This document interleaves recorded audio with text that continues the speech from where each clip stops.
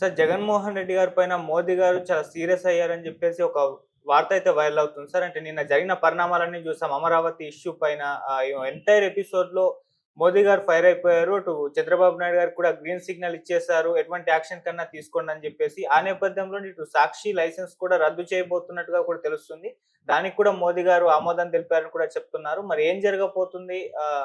దీని విషయంలో మరి జగన్మోహన్ రెడ్డి గారి పైన ఎటువంటి యాక్షన్స్ తీసుకునే అవకాశం ఉంది? సాక్షి లైసెన్స్ రద్దు చేసే ఛాన్సెస్ ఉన్నాయా సార్? నిన్న జరిగిన పరిణామాల గురించి నిన్న మాట్లాడుకున్నాం. ఈరోజు కొన్ని కొత్త పరిణామాలు జరిగినట్టుగా వార్తలొస్తున్నాయి. అందులో ఒకటి మోడీ జగన్ మీద సీరియస్ అయ్యాడని ఒక వార్త వస్తుంది. అందుకని సాక్షి ఛానల్ లైసెన్సు ఆల్రెడీ 2 ఏళ్లుగా రెన్యువల్ కావట్లేదు. సో, అది రద్దయ్యే అవకాశం ఉంది. అది రద్దయితే సాక్షి ఛానల్ క్లోజ్ అయ్యే అవకాశం ఉంది. అంటే శాటిలైట్ ఛానల్‌గా సాక్షి ఛానల్ ఉండకపోవచ్చు. అయితే అప్పుడు యూట్యూబ్ ఛానల్‌గా ఉంటుంది. అయితే యూట్యూబ్ ఛానల్‌గా కూడా అనుకుంటే దాన్ని బ్యాన్ చేయొచ్చు. ఎందుకంటే మనం చూసాము పాకిస్తాన్, ఇండియా వార్ అప్పుడు చాలా యూట్యూబ్ ఛానల్‌ని అటు పాకిస్తాన్ నుంచి వస్తున్న యూట్యూబ్ ఛానల్‌ని, ఇటు ఇండియా నుంచి వస్తున్న యూట్యూబ్ ఛానల్‌ని చివరికి వైర్ లాంటి పత్రిక, వెబ్‌సైట్, మ్యాగజైన్స్‌ని కూడా వాళ్ళు బ్యాన్ చేశారు. సో, అలాగా బ్యాన్ చేసే అవకాశం ఉంది. ఏదేమైనా సాక్షి ఛానల్‌కి అయితే గడ్డు పరిస్థితే అని చెప్పొచ్చు. అట్లాగే నిన్న గూడా సాక్షి ఛానల్ మీద రేణిగుంట, ఏలూరు ఇలాంటి ప్రాంతాల్లో దాడులు జరిగాయని వైసీపీ ఆరోపిస్తుంది. లేదు మీరే చేసుకొని మా మీద చెప్తున్నారని తెలుగుదేశం అంటుంది. సో, ఏదేమైనా సాక్షి ఆహ్, ఒక ప్రమాదంలో పడినట్టుగా అర్థమవుతుంది. ఎందుకంటే నిన్న ఎపిసోడ్‌లో క్లియర్‌గా ఆహ్, జగన్‌కి గాని, వైసీపీకి గాని సింపతి రాలేదు. నిజానికి అంత సీనియర్ జర్నలిస్ట్‌ని అరెస్ట్ చేస్తే మామూలు సందర్భంలో అయితే పెద్ద ఎత్తున నిరసనలు రావాలి. జర్నలిస్టు సంఘాలు కావచ్చు, జర్నలిస్టులందరూ కూడా దాన్ని నిరసించాలి. కానీ అదేమీ పెద్దగా జరగలేదు. పైగా సాక్షి లేకపోతే వైసీపీ వాళ్ళు ఆహ్, ఊరికే నిన్న ఒక పోస్ట్ రిలీజ్ చేశారు. ఆ పోస్ట్‌లో చూస్తే పెద్ద ఎత్తున నిరసనలు అని పెట్టి టైటిల్ పెట్టి చేస్తే అందులో ముగ్గురు, నలుగురు పేర్ల కంటే ఎక్కువ లేదు. ఆ ముగ్గురు, నలుగురు కూడా మొత్తం పోస్ట్ చదివితే ఇతని మీద సింపతి గాని, లేకపోతే ఖండన గాని లేదు. ఇలా ఎస్సీ, ఎస్టీ యాక్ట్ పెట్టడం తప్పనేది మాత్రమే ఎక్కువ మంది మాట్లాడారు తప్ప, కొమ్మినేనిని అరెస్ట్ చేయడం తప్పని ఎవరు కూడా మాట్లాడట్లేదు. సో, ఆహ్, ఈ పరిస్థితి రావడానికి ప్రధాన కారణం ఏంటి?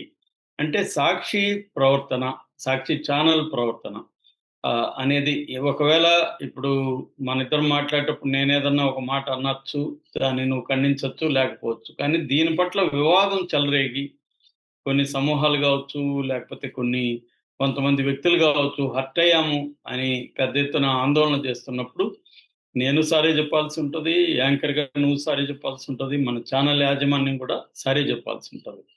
అది మనం తప్పు చేయలేదని మనం అనుకోవచ్చు. కానీ మనం తప్పు చేశామని అవతల వాళ్ళు అనుకోని ఫీల్ అవుతున్నప్పుడు సారీ చెప్పడం అనేది మంచి పద్ధతి.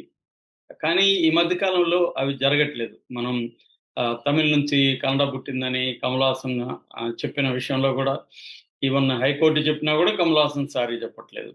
ఎందుకంటే దీని వెనక కొన్ని వ్యూహాలున్నాయి. ఇది చాలామంది ఏమనుకుంటారు, కమల్ హాసన్‌కి ఇగో అనుకుంటారు. లేకపోతే జగన్‌కి ఇగో, భారతిరెడ్డికి ఇగో అనుకుంటారు.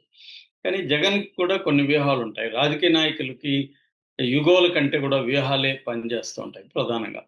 సో, అదొక విషయం. రెండో విషయం ఈయన ఈ స్థాయి ఒక చాలా సీనియర్ జర్నలిస్టు, దాదాపు 40 ఏళ్లు పైన అనుభవం ఉన్న వ్యక్తి. టాప్ 10 జర్నలిస్టులు, సీనియర్ జర్నలిస్టులు ఇవాళ చెప్పుకుంటే ఆయన పేరుంటది. అలాంటి వ్యక్తి అరెస్ట్ అయితే ఆ పార్టీ లేకపోతే ఆ సాక్షి ఛానెల్ ఇప్పుడు నువ్వు నేను అరెస్ట్ అయితే ఖచ్చితంగా మన ఛానెల్ మన కోసం పనిచేస్తాయి. కానీ అది ఆహ్, సరిగ్గా చేయలేదనేది మళ్ళీ విమర్శ ఉంది. మళ్ళీ నిన్న నిజానికి ఆయన మీద 2, 3 సెక్షన్‌లు అనవసరమైన సెక్షన్‌లు పెట్టారు. మత కలహాలు చెలరేగే విధంగా మాట్లాడనేది ఒక సెక్షన్ అయితే, SC, ST atrocities prevention of atrocities అంటారు. SC, ST POA prevention of atrocities 1989 ఈ యాక్ట్ పెట్టారు ఆయన మీద. నిజానికి అది చెల్లదు. కోర్టు కూడా నిన్న జడ్జి గారు కూడా అది చెల్లదని డీఎస్పీకి, ఎస్పీకి మెమోస్ ఇచ్చారు. కానీ దీని మీద కూడా పెద్ద నిరసన రాలేదు. ఆహ్, ఈ అంటే ఈ స్థాయిలో ఆయన మీద తప్పుడు కేసులు పెట్టి ఎంతో సాక్షికి గత 10 ఏళ్లుగా చాలా నమ్మకంగా పనిచేస్తున్న ఒక సీనియర్ జర్నలిస్ట్ అరెస్ట్ అయితే, జగన్ మళ్ళీ అడ్వొకేట్‌ని ఎవరిని పంపించారు?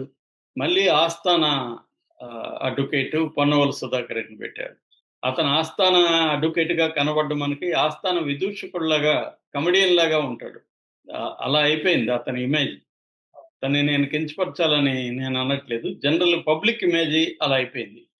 సో, అటువంటి వ్యక్తిని మళ్ళీ ఆహ్, ఈయన దీంట్లో పెట్టడం. నిజానికి గట్టిగా వాదించుంటే లీగల్‌గా ఈయన చేసిన తప్పేమి లేదు. అవతల యాంకర్ అన్నాడు. దాన్ని ఈయన గట్టిగా ఖండించకపోవడమే ఈయన చేసిన తప్పు తప్ప, ఈయన అనలేదు. ఆ కామెంట్స్ ఈయన అనలేదు. ఈయన అన్నట్టుగా వాళ్ళు కేసు పెట్టారు కాబట్టి ఇది చెల్లదు అని గాని గట్టిగా ఆర్గ్యూ చేసునుంటే, ఈయనకి రిలీఫ్ వచ్చి ఉండే అవకాశం ఉందనేది లీగల్ ఎక్స్‌పర్ట్‌లు చెప్తున్నారు.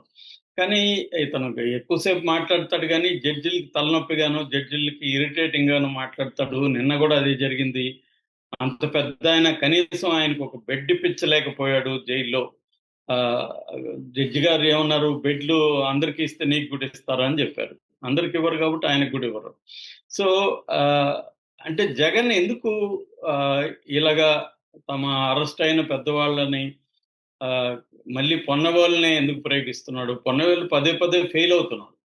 ఆయనకెంత నాలెడ్జ్ ఉంది ఏంటనేది పక్కన పెడితే, ఇవాళ కోర్టుల్లో స్టేచర్ గూడా ఇంపార్టెంట్. ఒక అడ్వొకేట్‌కి స్టేచర్ అనేది చాలా ఇంపార్టెంట్. అందుకనే మనకి ఆహ్, ఆహ్, మన సిద్ధార్థ లూథరా వాళ్ళకి గంటకి రూ. 1,00,00,000 ఎందుకిస్తారంటే, ఆయనకున్న స్టేచరు మన ఉండపల్లి అరుణ్ కుమార్ పదే పదే చెప్తుంటారు. లండన్‌లో చదువుకొనొస్తారు. వాళ్ళ ఇంగ్లీషు, వాళ్ళ స్టైలు, వాళ్ళ వ్యవహారం చూసి జడ్జిలకి గూడా ఇదవుతుంది అనేది ప్రతిసారి అలా జరగకపోవచ్చు కానీ, ఈ అందరూ హ్యూమన్ బీయింగ్సే కాబట్టి ఖచ్చితంగా దాని ఇన్‌ఫ్లూయెన్స్ అనేది పనిచేస్తుంది. కానీ జగన్ అలా చేయట్లేదు.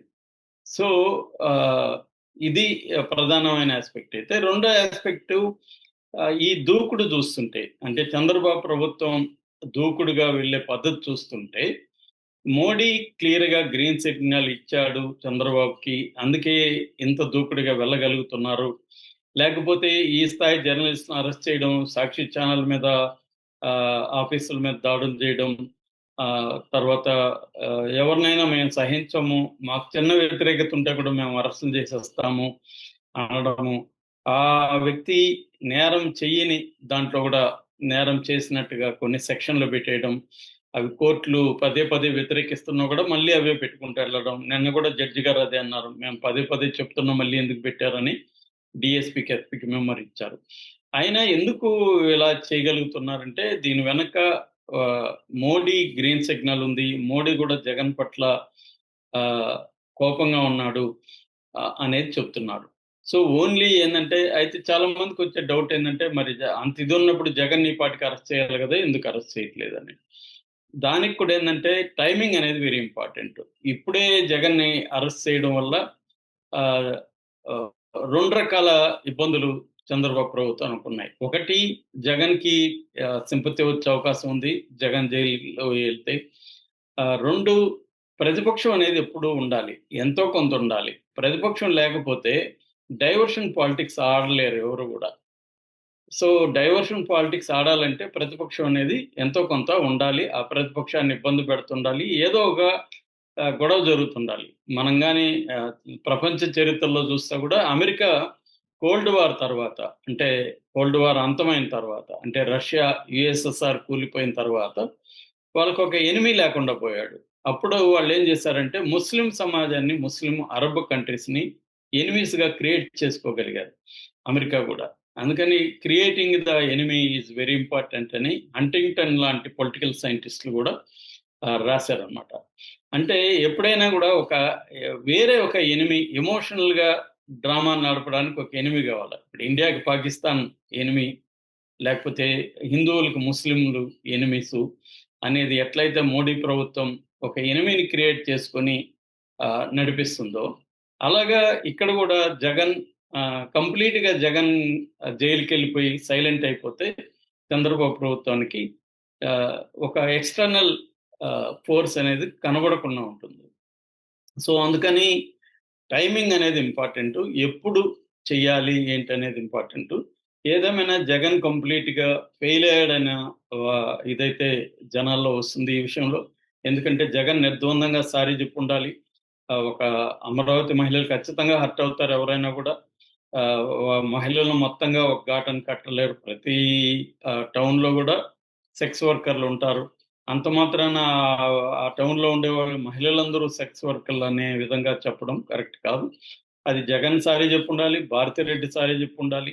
వాళ్ళిద్దరూ సారీ చెప్పకపోవడం అనేది ప్రధానంగా నెగెటివ్ అయిపోయింది. ఇప్పుడు ఇన్ని చెప్పినా ఆహ్, ఖచ్చితంగా జగన్‌కైతే యాంటీ గాలులు వీస్తున్నాయి. దానిని జగన్ ఎలా ఎదుర్కొంటాడనేది చూడాలి. Okay sir. Thank you so much.